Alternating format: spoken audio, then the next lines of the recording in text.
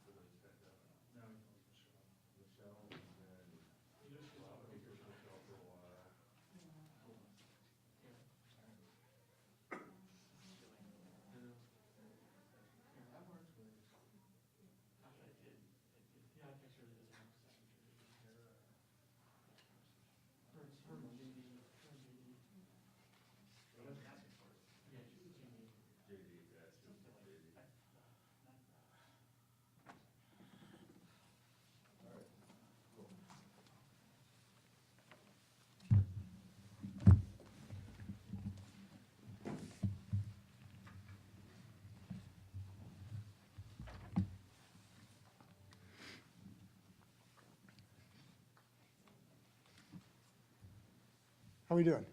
You good? Good afternoon. Thanks for joining us. Before I address non-football related matters, I'd like to congratulate the Washington State Cougars and their victory in the Apple Cup. It was an honor to present the Apple Cup to new coach Jake Dickert, and I think all of us were rightfully inspired by the Cougar football team that overcame a lot of adversity during their season and had a great Apple Cup. We want to look forward to Kalen DeBoer's tenure at the University of Washington, and we can't wait for the next Apple Cup. Now to non-football related matters. We're going to talk about our flooding that we've experienced most recently. This has been a severe event. We know hundreds of homes were severely damaged. We had one loss of life. And I just want to show my respect for the community and all the leaders who pulled together to help their community through this difficult time. We had great leadership from two mayors of Sumas and Everson, Mayors Perry and Christensen. We had the National Guard on duty, which we appreciate. We had the Sheriff's and Fire Department doing a great job. We had Fast Water Rescue that did some great rescues. And we want to thank the hundreds of local volunteers who pitched in both to do rescues and to help people with cleanup. It's been a very difficult time for this community. We're going to do everything we can to help them through this, both repair and rebuilding. We are actively looking at the damage to come up with a sum total to present to the federal government to see if we could obtain federal assistance. We now have a cash van in to help with some cash assistance. And we're making some progress on some housing options that we'll have more to say about in the coming days. So work is continuing on this. And again, I want to really commend the community for the community spirit they showed in so many different ways. The Lummi and Makah tribes are also affected. And you know, I was thinking about the Lummi tribe. They could not get food or fuel for some period of time because they were cut off by the floods, as were the macaws. And at the same time, the Lummies have lost a lot of their Dungeness crab industry because of the invasion of a foreign species, the green crab, that outcompeted the Dungeness, in part because of warming waters, because of climate change. And I think what we saw during the last couple of weeks is the really disastrous face of climate change, which is sweeping across our country, our state yet again. And it is so painful to me to see and visit, as I did, one of the homes where the Nooksack River went right through the picture window, and know that those folks and more people will be victimized by climate change in the upcoming years. So we're going to have to do everything we can to protect this and other communities in the future. We're going to do what we can to become more resilient. We're going to have to build up our roads. We're going to have to build up our communication systems. But ultimately, we have to fight climate change at its source. You can't just build up the entire towns of Northwest Washington to avoid floods. We have to defeat climate change at its source, or we will continue to be overswept by floods and fire and invasive species destroying our seafood industry. So I will be presenting some proposals. I hope the legislature will act on them to continue our leadership in the state of Washington against climate change by building a clean energy economy. And I hope we will get more done in that regard. We also had a loss of our Chinook. The Chinook were damaged because of the floods in the Nooksack River, and we know how Chinook are critical to our orca. This was yet another loss to all of us, because as the salmon go and the orca go, so go we. So I hope this can serve as an inspiration to our state legislators to take more action against this scourge that we're facing in the state of Washington. Omicron, there is much we don't know yet about Omicron. We know that we will have more information in the upcoming weeks. But the one thing we know about Omicron, and this is a certainty, it makes sense to get vaccinated today, no matter what we find out about Omicron. Because right tonight, we're threatened by Delta. It would be really sad if people lose their lives today because they've been killed by the Delta variant while they're worrying about Omicron. Delta's killing people today. And we really urge people to get their first vaccine and their booster at the appropriate time. And now everyone over the age 18 is eligible for a booster at the appropriate time. That's the take-home message about Omicron. We do believe we have adequate sequencing ability to determine its presence. It's inevitable it will be in Washington State. It has not yet been detected. We have one of the best sequencing and surveillance systems. We're like 6th in the nation as far as the percentage of our cases that are sequenced. And as you know, we have a way of doing that fairly rapidly because of the missing S component of Omicron. So we will be active no matter what the science tells us. But the way to be active against this new variant is to be active against the old variant that is today killing people in the state of Washington. So we would encourage people to continue this effort.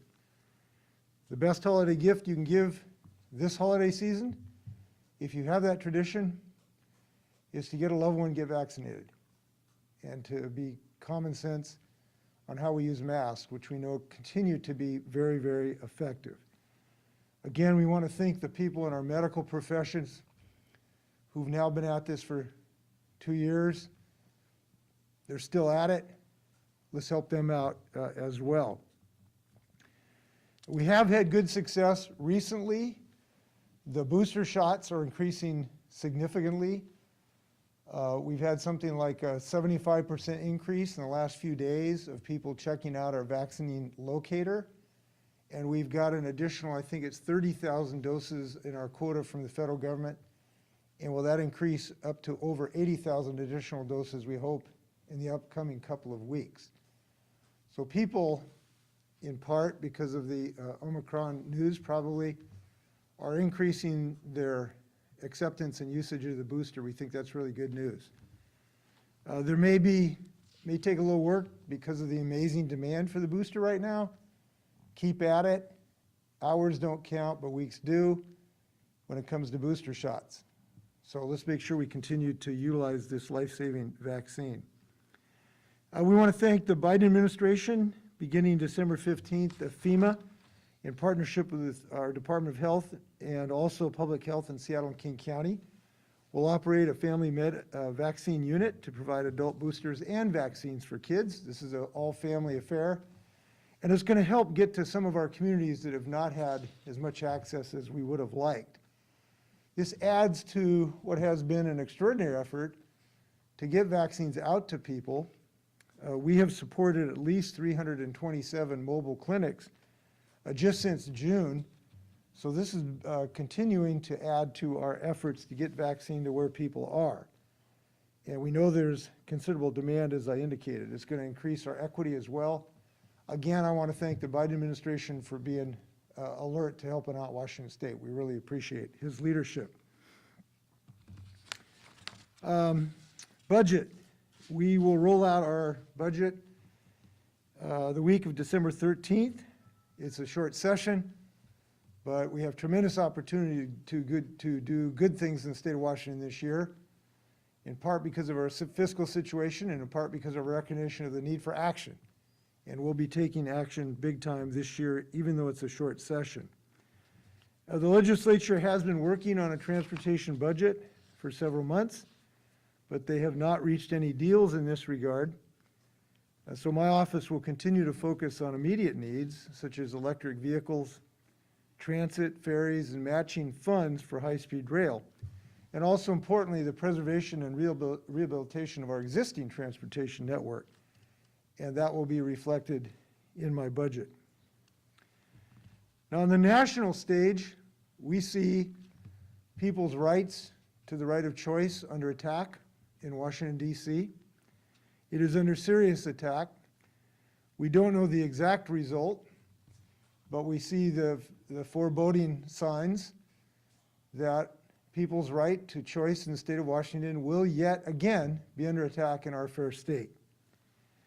So I can say that if you care about this right, and I certainly do, we are going to have to work to protect this right in the state of Washington, I believe.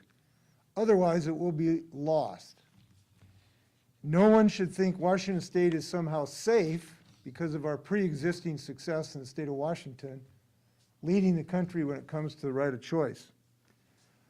Our state is likely to be under assault yet again by political forces in our state who seek to roll back the clock to the dark days before the right of choice was protected in the state of Washington and nationally by the Roe decision. So I am blowing the alarm in our state about this so that people can become active now in the face of this onslaught. We cannot be passive. We have to be active in our state. And I'm asking people to join me, because I will stand up as long as I am governor, to protect the right of choice. And it is time to understand that is going to be under threat in our state. So good news. We have a Washingtonian, Kayla Barron from the Tri-Cities, who just finished a successful spacewalk to replace a broken antenna on the International Space Station. It's her first spacewalk. She'll be up there for a few more months, and she has yet again made Washington State proud about the adventuresome spirit and the scientific traditions of the state of Washington. Thanks for her leadership. We have Dr. Shaw, Lacey Fernback, and Nick Struley also with me today. And with that, you may fire when ready. Gridley. Whether the governor or Dr. Shaw, when concerned about the new variant and future ones, what does the state plan to do to bolster testing across the state? Well, I'm going to let Dr. Shaw take the specifics of that. Sure. Thanks, Governor. Dr. Umair Shah, Secretary of Health for the state of Washington. There are a few things that we're doing right now, as the governor has already alluded to, related to Omicron. Obviously, we're watching what's happening across the globe and across the country. We know there have been a couple of cases in the United States, so we're watching that very closely. We have also increased our genosequencing, our current genotyping and surveillance activities. Typically, as the governor said, we have invested in about 10% of the samples that we get that we can genotype those. That is over time. What we have done as we're looking now is 20 to 25% of the samples that we have are now being looked for genotyping purposes. In addition to that, we're also prioritizing case investigation and contact tracing. People that are coming from countries where Omicron has been found, and or if somebody has concerns or symptoms, working with our local health departments, working very closely with them. And then I think the key message for us, in addition to working with our federal and local partners, is vaccines and the importance of vaccinations, as the governor mentioned, adult and pediatric, primary and boosters. So again, we want to continue to remind everybody, if you have not gotten your vaccine, please, this is a reason, not just Omicron, but the fact that we are really just coming off of our Delta surge. We have winter coming up. It's going to be respiratory season. We want to make sure that we have people getting their vaccines if they haven't already gotten their vaccines, and boosters if they're eligible. So I hope that answers your question. Because obviously the person in California was vaccinated. So I guess my question is there a thought of trying to increase the availability and the ease for people to do like the home tests, for example, so that if they're feeling sick and they can't find an appointment. I mean, I know the president today announced a plan that insurance companies would reimburse people. We all know dealing with insurance is not easy or quick. So should the states take the lead in making it easier, as we see in some countries like the UK and Germany, for people to just have a stack of home tests for when they're going to school, for when they're going to work, vaccinated people who are still concerned about catching one of these variants? Yeah, that's a great question. So I was thinking you were talking about the genotyping when it came to testing, when you're talking about home testing or other kinds of testing capacity. We're working to increase that capacity. As you know, it's not just what's happening in the state of Washington. We have to have the supply of tests to be able to do what you just said. Right now, that supply doesn't exist, although we want to thank the Biden administration for everything they've done to, one, call attention to the importance of testing, but also to make testing a priority for states and localities across the country. So we've directed our teams to look at what is the best strategy that we can increase our capacity, and also make sure that people have access to testing if they have symptoms or around the holidays, they're about to travel, et cetera. We want to make sure that that capacity is there. So that's the strategy that our team is working on as we speak. Speaking of testing requirements, up on the Canadian border, things just reopened, and we know that the Biden administration is setting new testing requirements for international travelers. Will there be an impact that we'll see, for Canadian travelers entering Washington State? Yeah, everything that happens at a national level, there's obviously going to be some impact that we're going to have here statewide, or from a local standpoint, whether it's people that are coming over on a flight, or people who are coming over or driving over, or what have you. We're always going to see that kind of impact. What we have also been doing over time is, whenever we have Canadian residents who are coming over for business purposes and coming back, that we've done what we could to also increase the testing capability and capacity in those counties that are bordering Canada. That is helping. So that is something that we have been doing on an ongoing basis. It's still too early to tell. We're still getting information from our federal partners in terms of what's going to be happening with Omicron, or something specific to what was announced by the Biden administration today. So more to come. We don't have that more to come yet, but I'm sure we're going to hear more from this. When you say the sampling sequencing is increasing to 25% from 10%? 20 to 25. How much? 20 to 25. 20 to 25. Okay, so what does that take in terms of resources, and how quickly does this get turned around? Yeah, it's interesting that, so one of the things that, and the governor actually had this question for me earlier today. There are a couple of things that we do. One is this full genotyping that actually takes several days. It takes 5 days, 7 days to be able to get the full sequencing back. But as the governor mentioned, there's also something called S-dropout, which essentially is a screening ability for us that tells us very quickly, within a day, that we can see if this is consistent with Omicron or not. And so that is something that we can get a turnaround very quickly. And again, our commitment is to continue to increase our capacity while we look for it right now, and then certainly over time continue to have the capacity that we've had. Again, Governor is right. We have done everything we can over time, last year plus, to invest in that lab capability. We should be proud of it in the state of Washington. It's an incredible capacity. At the same time, we also know that we have a new variant, so we want to continue to look for it. Shaw, can I want to add something, if I may add something, Doctor, I Sure, want to add something to yeah. your previous question there, or answer there. Look, the danger to Washingtonians today is not lack of any genotyping. We got enough genotyping. When this gets here, we're going to know it. And we're going to know how fast it is going through the population, which can be very rapid, unfortunately, as the Delta took over our state in about 3 months. The danger is we have 34% of the people in our state who are exposed to the loss of life because they're not vaccinated. That's what we've got to pay attention to. It doesn't do you much good to know you got this after you've got it. Now that will increase the importance of that when we have an oral antiviral, of course. But right now, what we're trying to focus on what the real danger is, which is people who are walking around exposed, and I heard somebody the other day say this, and I think it's probably correct. In the next several months, or maybe the next year, you're either going to have had COVID, you're going to have a vaccination, or you're going to be dead. That's what the situation is. And certainly with the new variety or variant, that becomes even more of a concern. So we hope people don't lose sight of the fundamental danger here, which is a lack of vaccination. Can you both drill down on the question about getting those vaccines into arms, because you're now FEMA's going to help you set up another mass vaccination site in Federal Way. There could be more. And how much frustration are you finding from people? I mean, because I've been online trying to find booster doses. I've got mine, but others are still searching, and they're like looking out into January. Right? The problem is not access to vaccines, at least on a long-term basis. It's the lack of people willing to get them. That's the fundamental problem. There is a temporary bulge in the pipeline because people have come in droves the last few days because of the Omicron vaccine is scaring a lot of people. So the demand is skyrocketed.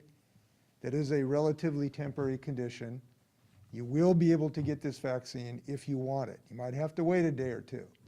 And we encourage people, by the way, to just make one appointment. Some people have made multiple appointments, not cancel them, and this has fouled up our system. So I'm confident we're going to get people boosters in an appropriate level of time. But that's not going to solve the problem if 34% of the people in the state of Washington don't get their first shot. And that's the danger right now. Well, then why is this FEMA vaccination site being established here? Because it's helpful, particularly well, you have to ask the president why he favored us, but he did. And maybe because of the leadership we've shown on this subject, but it is going to help us go to one area in South King County that has a relatively low vaccination site. Look, we appreciate this, but I don't want to overstate. This is not a mass vaccination site. It's going to have capacity of about 300 vaccinations a day. And we have done, as I've indicated, this is one bus, but we've had 350 of these mobile clinics we've done just since June ourselves and in combination with our partners. So we appreciate it, but the problem is people just have not been signing up to get them. Governor, can I just have one quick? The only other thing I want to add to what the governor said is that also CDC made a change this week, as you know, and more people all of a sudden became in the category of being recommended to get a booster. So remember, previously it was 50 and above, and then this week, because of Omicron and other things that the administration was looking at, they went ahead and made the change, so 18 and above. So as the governor is absolutely right, there is a temporary bump because all of a sudden you have an increased demand, which our call center, our vaccine locator tool is all seeing, but we know that that's going to smooth out. We're doing everything we can to, one, increase capacity, but where we can also is to bring more vaccine into the state. Own because of your website and everything else, the state's website, to help people direct them to vaccines. Do you have any metrics on that at all in terms of how many more inquiries, how many more hits that you're seeing. Yeah, that's what the governor said, that we, at our hotline, our 833 Vax Help, we've had greater than 30% increase. And on our vaccine locator tool on our website, we've had about a 75% increase. And that's this week compared to previous weeks. The week of Thanksgiving is a hard week because obviously their demand gets a little bit hard to focus on there. But the weeks prior to that compared to this week, we've had a significant increase. FEMA set up more than this one, which sounds like you weren't really expecting that. You didn't ask for that.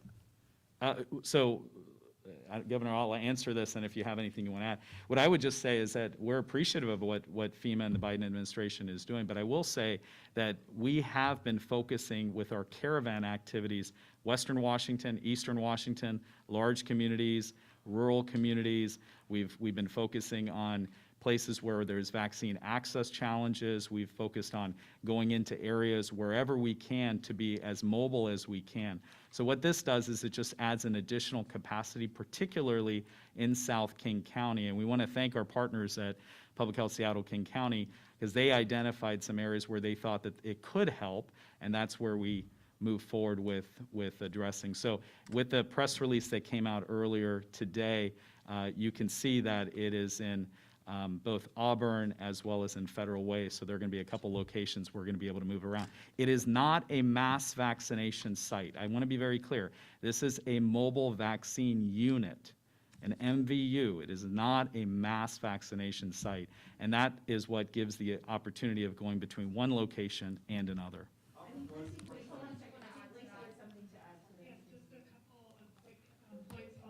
Vaccination unit. We started working on this with the federal government and our partners in King County before we all learned about Omicron over the weekend.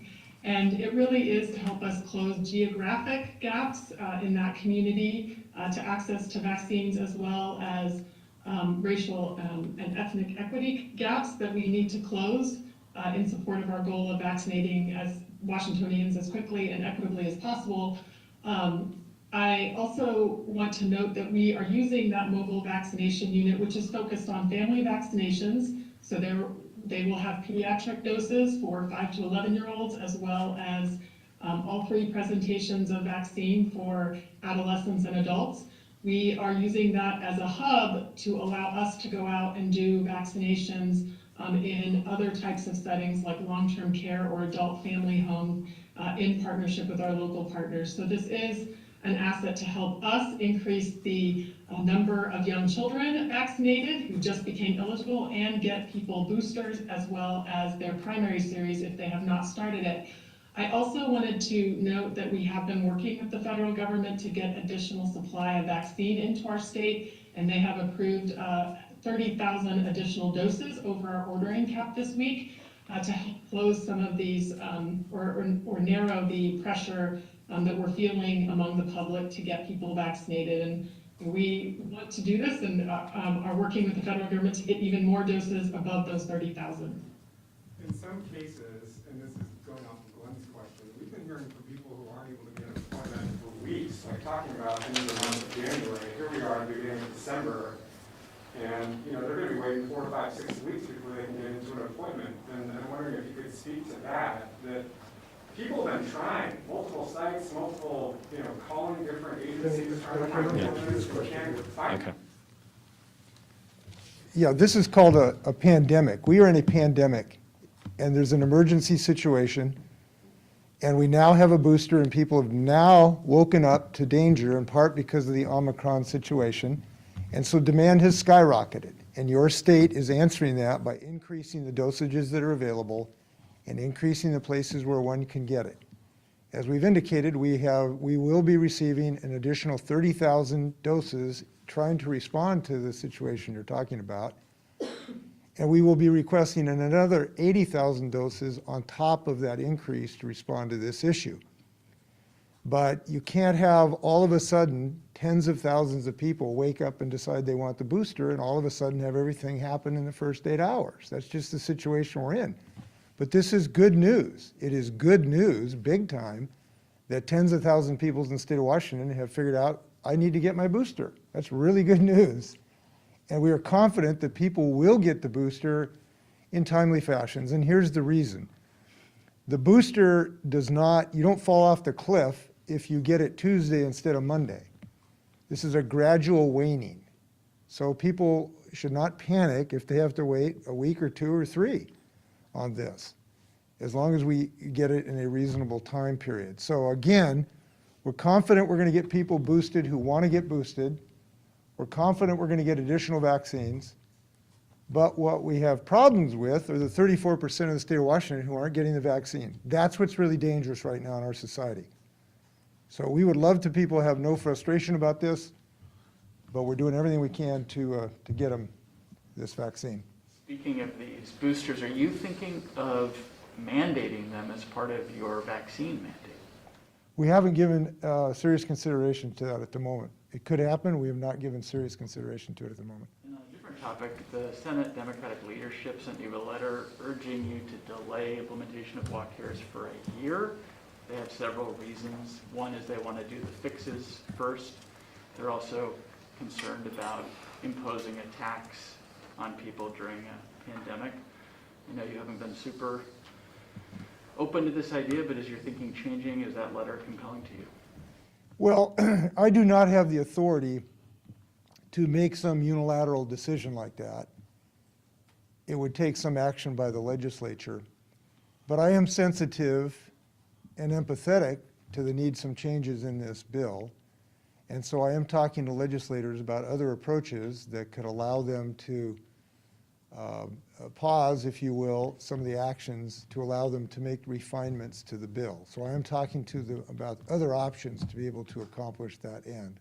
And I think those may be possible. Can you talk of a special session to have them come in and do this? Because it starts January 1st, I believe, before they come in. That would be one possibility, but there is another avenue we are pursuing, and I won't go into all the technicalities of it, that would basically pause the collection of any taxes associated with this while the legislature makes these refinements. And we're exploring that with legislators as we speak.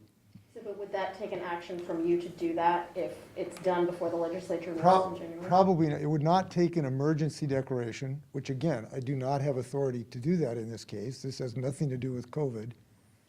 So it would not be through an emergency declaration as they requested in the letter. There is another mechanism that basically, because we do not collect the tax directly from the employee, it's essentially withheld by the employer, and it's not due to the state till April.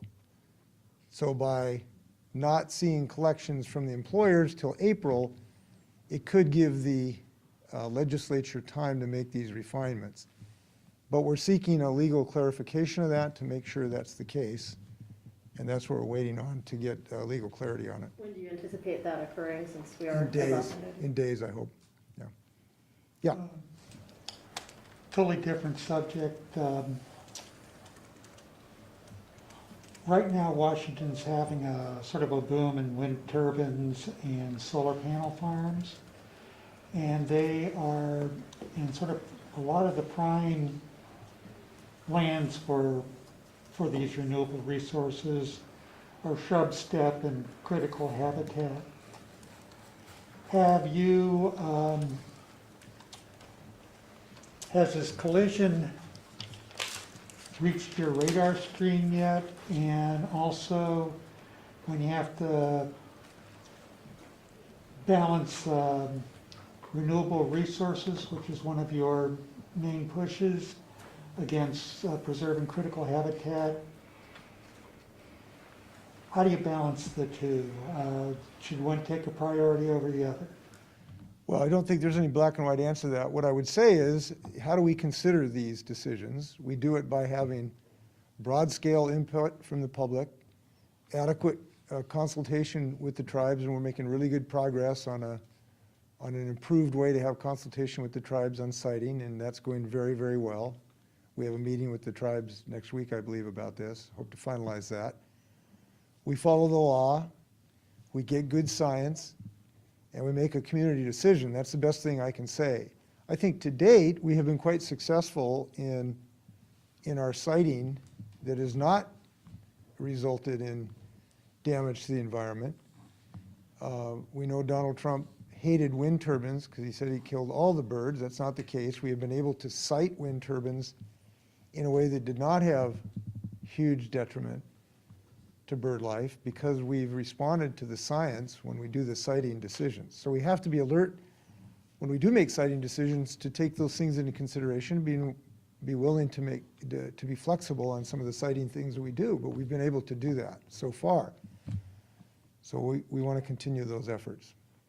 Governor, the president came out and said there's going to be no more lockdowns just a couple days ago. Is the president speaking on behalf of Washington State when he says that? Are lockdowns or phase restrictions still on the table at this point? Well, no, we're not. We don't have any active consideration of, quote, lockdowns. I would note, we don't have lockdowns.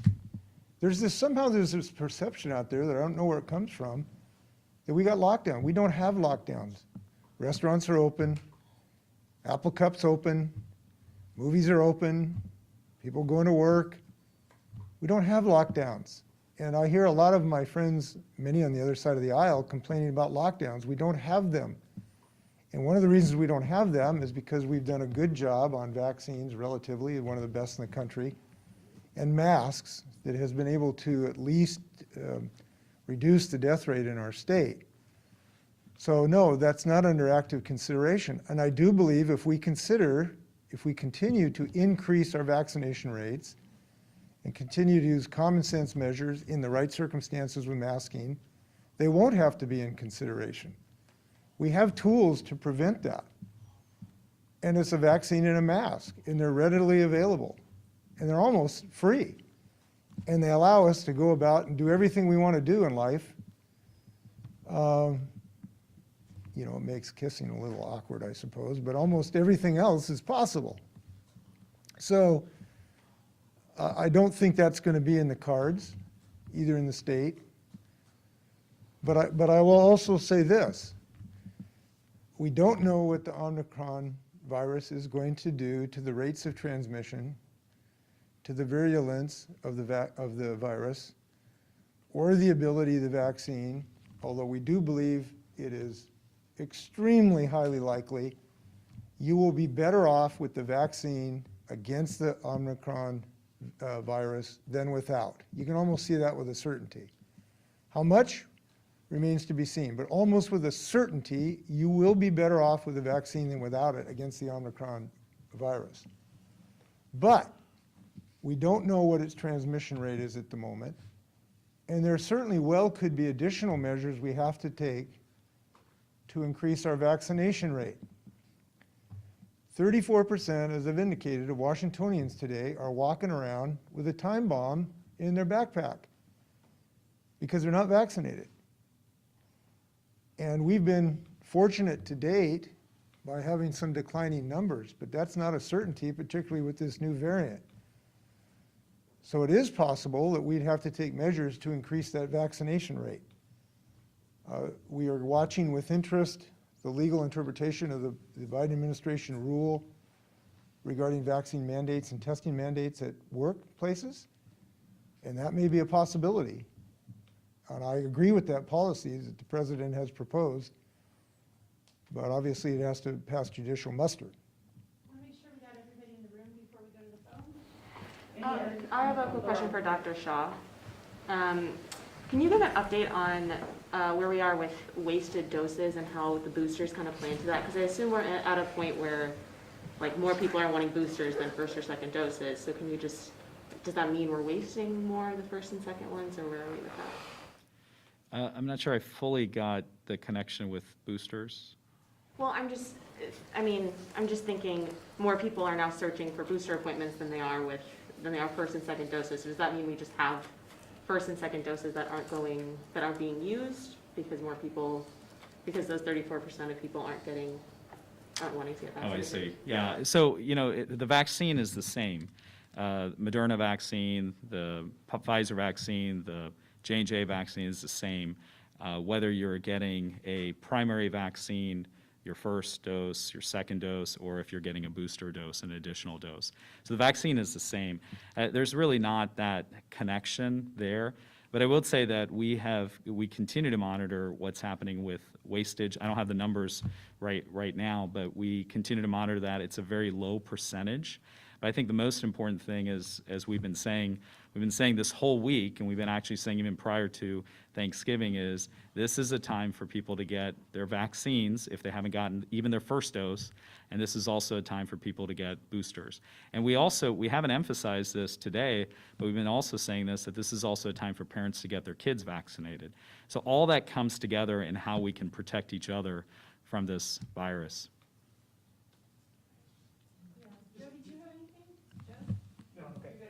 Just very quickly, Governor, on the comments you made about abortion rights in the state of Washington being under threat, can you explain that more? Because my understanding is we have very strong laws.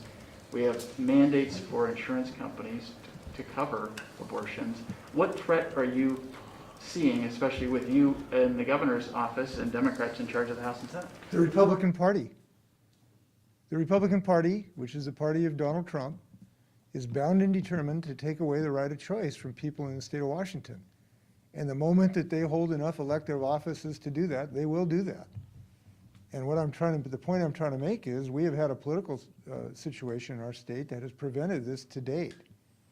The combination of the Democratic Party and Roe versus Wade has protected Washington state. But I believe it is likely that Roe versus Wade will either be eliminated or severely reduced by the Supreme Court in the next several months. And when that happens, unless a party that's committed to the right of choice continues in the majority, these things are at risk.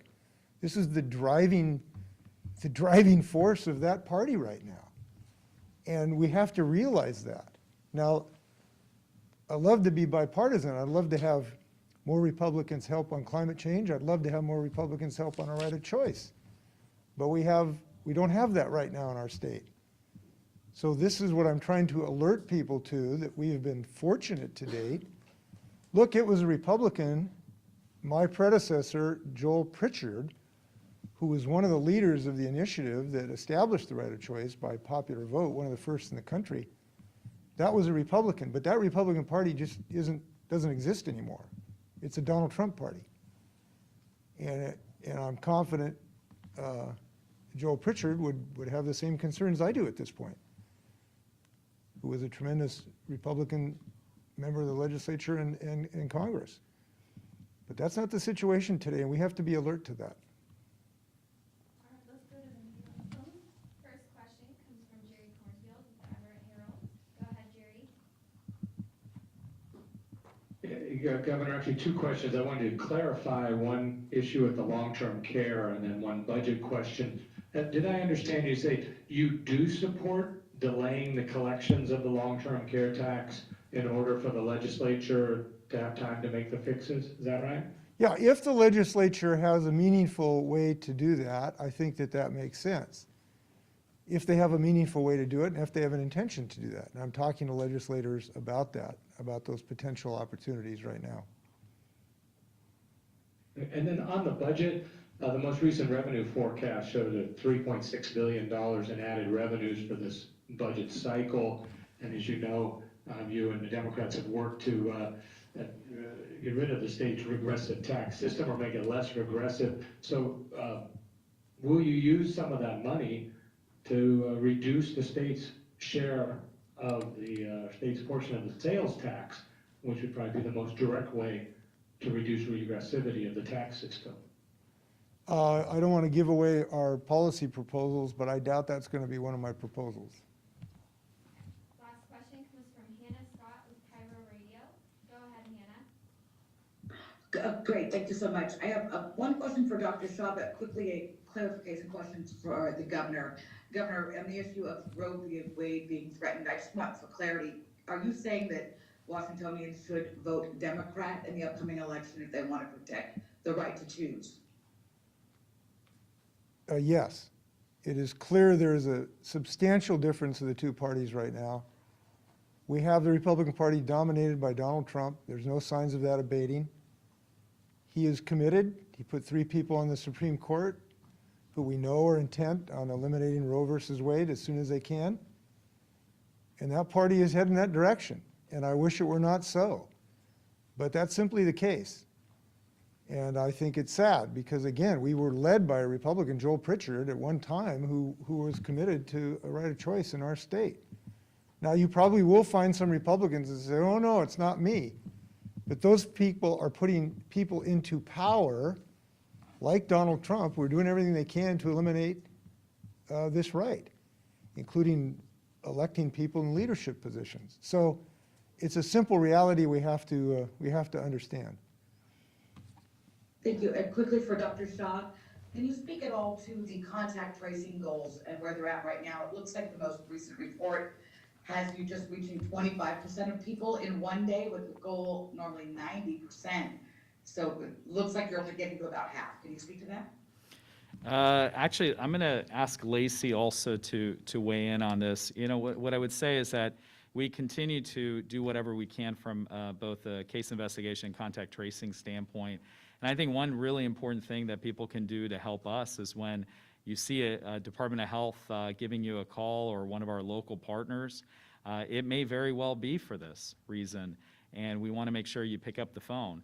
We've had also an incredible success with WA Notify. We've got 42, I believe, or 43% of Washingtonians that have been able to use the WA Notify, and that's been an incredibly successful endeavor when it comes to contact tracing and case investigation. But I think you speak to the right issue, which is it's a matter of being able to reach people, and we want to make sure that people pick up the phone and help us. Lacey, do you have anything you want to add to that? I think you covered some of the big issues really well, Dr. Shaw. There are a number of factors that impact our success on that metric, Hannah, and it includes one, the volume of cases that we are investigating and following up on, and two, the public's cooperation with us. We do prioritize cases and contact tracing when disease levels are high, and certainly right now we're going to be prioritizing cases or close contacts that maybe have a travel history that could put them at higher risk for Omicron, or if they're a known close contact of Omicron. But it is extremely important, and it is extremely helpful to us if people answer the call when they see Washington Department of Health on their phone. Thank you. Just one, while people are looking for their booster shot, we know there might be some delay for them to do that. We want them to keep it up. We're going to get the vaccines for you. We have increasing supplies. We're going as fast as we can to get those increasing supplies. The administration is cooperating with us, and they are responding to our increased demand that we are seeing. This is a really good sign that more people are getting a booster. But I do ask people who are getting our booster to also try to bring somebody with you. Bring a nephew, bring a neighbor, bring your parent, bring your uncle, bring your brother or sister to get their first shot, because those are the people who are at greatest risk in our society, and we hope you come as a twosome. That's even better. With that, be well. Take care.